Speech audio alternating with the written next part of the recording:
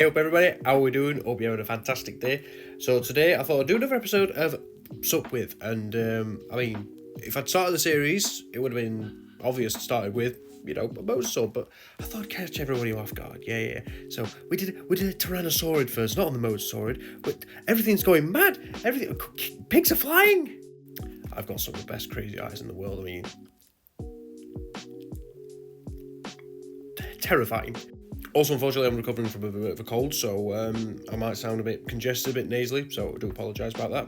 But anyways, on this episode of Sup With, we're going to be looking at, Sup With Hainosaurus.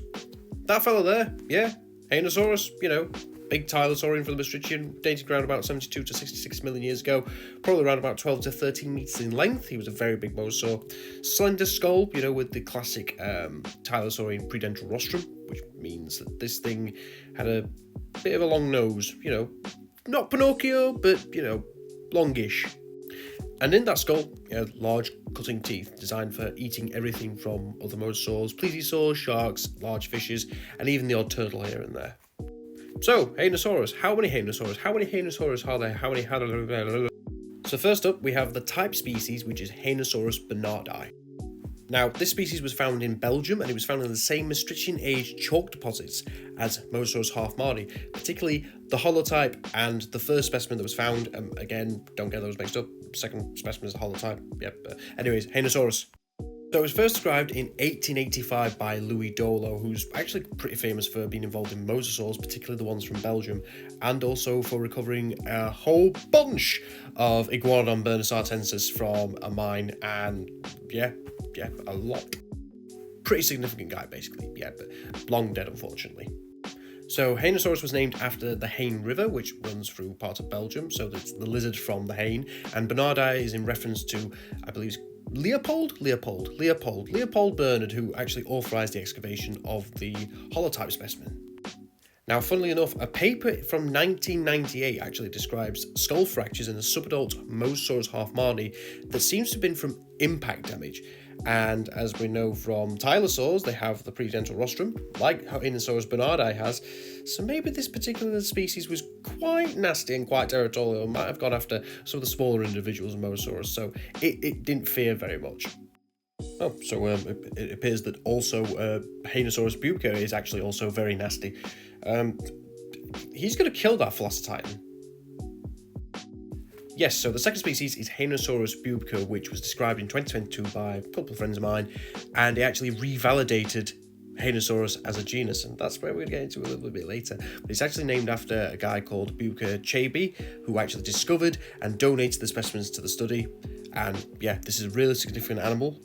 Probably not as big as Bernardi, but then again, other specimens could turn out that, this animal was probably about the same size or even bigger than Bernardi, but more specimens needed. Now we get into the fun stuff. Now, Sup With Hainosaurus. So for the majority of this history section, I'm actually going to use the literature review that was actually provided in Rempert et al. 2022, which is done by my friends, and that's the paper that named Hainosaurus bubica. It's a very informative section, and I'm not going to give every detail, so if you do want to read it, please go and read it. It's absolutely fascinating. So Dolo distinguished Hainosaurus from other mosasaurs, particularly other tylosaurians, on the basis of differences in the marginal teeth. So it seems that the teeth of Hainosaurus were much more sort of slender compared to those of Tylosaurus. There also seems to be a larger number of precaudal vertebrae, basically any vertebra between the head and just before the tail, those are precaudal. Hainosaurus had more of those. The femur seems to be more longer relative to the size of the humerus, so basically big leg. And there's a couple of different features of the quadrate that make the animal unique compared to Tylosaurus. So that was 1885, so what happened? Well, actually for a time, it actually seemed that Hainosaurus was quite distinct. Russell, 1967, actually reiterated that yes, there's a lot of differences between Tylosaurus and Hainosaurus, and did actually note that there were some differences in the tail from Hainosaurus compared to Tylosaurus. Nichols in 1988 actually described a new species of Hainosaurus, Hainosaurus pembenensis, and also gave the first re-examination of Hainosaurus as a genus, and helped clarify that, hey, there are a lot of differences between this genus and Tylosaurus. Now, this initial re-examination actually was followed up back in 1992 with a second re-examination of Hainosaurus, including the referral of new specimens to already existing species and a better clarification on what species there were. Now, 2010 is where things start to get a bit muddy, and this is where there starts to be a problem. So, Hainosaurus pembenensis, which was one of the more recently described species of Hainosaurus, that in a paper in 2010 actually got transferred into the genus Tylosaurus. And the paper that actually did this also reanalyzed a lot of the diagnoses that were used in 3 particular papers and found that the only significant differences is the fact that the intermediate caudals, basically part of the tail, that was significantly different from Tylosaurus, and also the femur to humerus relative length that I mentioned earlier, that seems to be another significant difference. But then it all came crashing down in 2016 when Hainosaurus was fully synonymized with Tylosaurus, and the paper actually found that the differences weren't significant enough. Now, the most questionable result of this is that, well, Tylosaurus is now a genus that extends for nearly 30 million years. A 30 million year extending genus, basically. Yeah, this thing extended from 90 to 66 million years ago. That's insane. And that's one genus at the time that contained maybe about 5 or 6 species at the time. And it just seems like it's a wastebasket taxon based on a lack of differences that are viewed as sufficient. But yeah, do you not see the problem? Did you not? I don't think they did at the time. Basically, this put Tylosaurus in the position of being a very confusing mess taxonomically. Too many species being given over such a long time. That's bad. That's bad. Yeah, that's not good. However, 2022, what a year.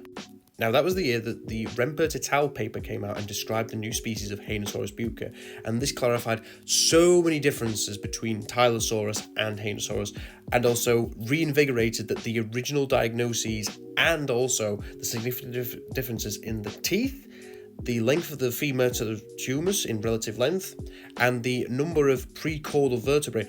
Those were significant differences. They were significant enough to list Hainosaurus as a separate taxon to Tylosaurus. Now, there's a lot more details I could probably go into, but unfortunately we'll be here for the next 5 or 6 days. Yeah, that's you don't want to be around with 5 or 6 days. No, nobody does. That's probably why I haven't got many friends. Yeah, you're my friend. Oh no? Oh, okay. Basically, Hainosaurus being taken back out of Tylosaurus in recent memory means that maybe we're underestimating the diversity of Tylosaurians and also underestimating how significant some minor differences are in a genus level. So we could actually in the future be pulling new genera or even new species out of already existing specimens or existing species. But anyways, hope you enjoyed this episode of Sup With. I wanted to get Hainosaurus out of the way because this one's a bit more controversial and it's a bit funnier. It's a bit funny to annoy people about subjects like this. But yeah, hope you enjoyed this video. I'll see you later. Ta-da. Bye.